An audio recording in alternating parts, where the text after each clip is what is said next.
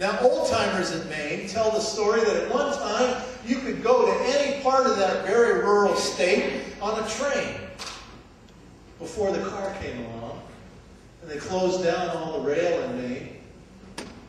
But you know, gasoline's now getting where working class people are having a hard time filling the tank to go to work. What are we going to do when gas is $5 and $6 and $7 and $8 a gallon, like it is in England right now, $8 a gallon U.S. equivalent?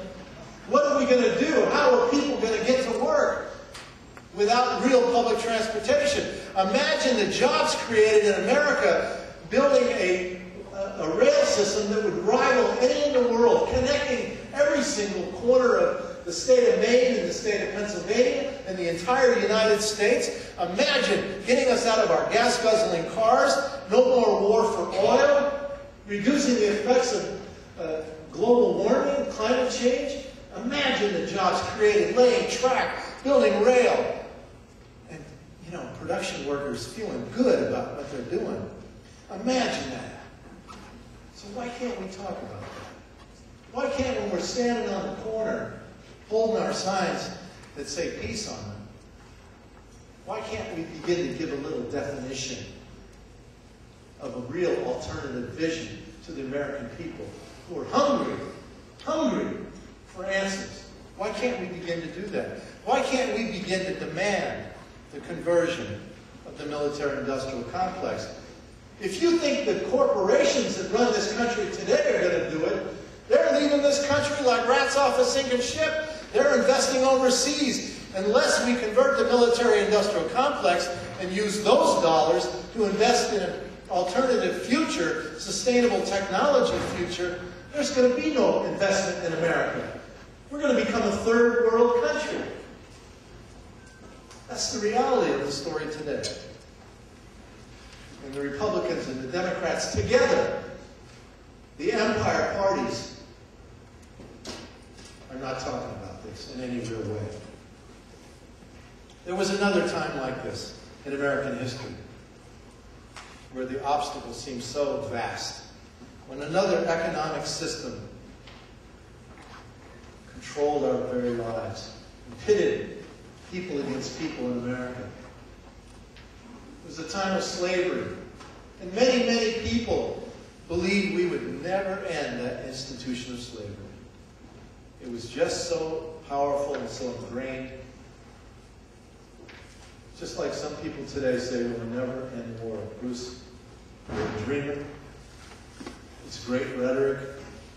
It's just fabulous rhetoric, but it's just talk. We're never going to stop the war machine. We can't do it. The business community, the politicians, religious leaders defended slavery, the institution. I took an Afro-American history class when I was in college. I'll never forget being so astounded to see how each of these segments of the society during slavery so strongly defended, even the religious community. And today they talk about just war, and they talk about militant war is good for the economy. Just 2 weeks ago, Bush was saying how the war in Iraq is good for the economy, it creates jobs, which is a lie. Seymour Melman, the father of conversion at Columbia University, economics professor, for years was saying, yes, it's true.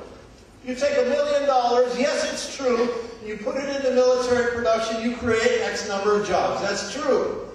He said, but you take that same $1 million and you invest it in hiring teachers and nurses, in building schools and hospitals, in fixing roads and bridges, in building rail and solar and everything else. In every single instance, you create more jobs per $1 million. Because military spending is capital intensive. It eats up the money, creates few jobs, and every other kind of production is labor intensive. But during this time of slavery, there were voices, as you know, the abolitionists. And I want to read to you a quote from one of the great abolitionists of that time.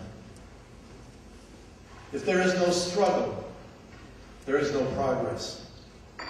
Those who profess to favor freedom and yet depreciate agitation want crops without plowing up the ground.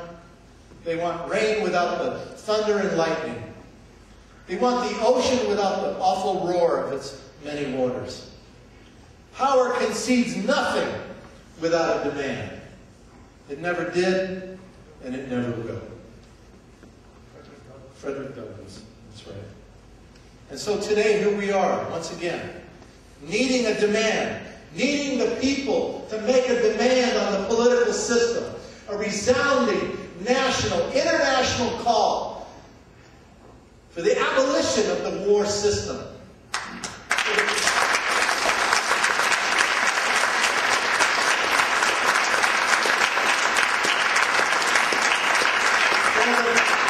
the conversion of the military-industrial complex, to use your tax dollars for good rather than endless war. My mother's Italian. My father was French-Canadian. And they named me Bruce. Scottish name. And I was always kind of curious. Why didn't you name me like Mario or Anton, who knows what. And my mother told me this story. During the time that the Scottish were trying to throw the British out of Scotland, Sir Robert Bruce was leading the army, if I can use a word in the story here. And 6 times in a row he was defeated by the British. And he gave up. And he crawled into a cave. And he just said, I'm finished, I'm through. And he was watching a spider spin a web. And the spider was having trouble making this one connection in the web. And 6 times in a row, the spider failed to make the connection. But on the 7th time, it was successful. And he coined the phrase, if you don't at first succeed, try again. And he went off and they were successful on the 7th time. For me, the importance of that story is about nature. The spider is an animal in nature.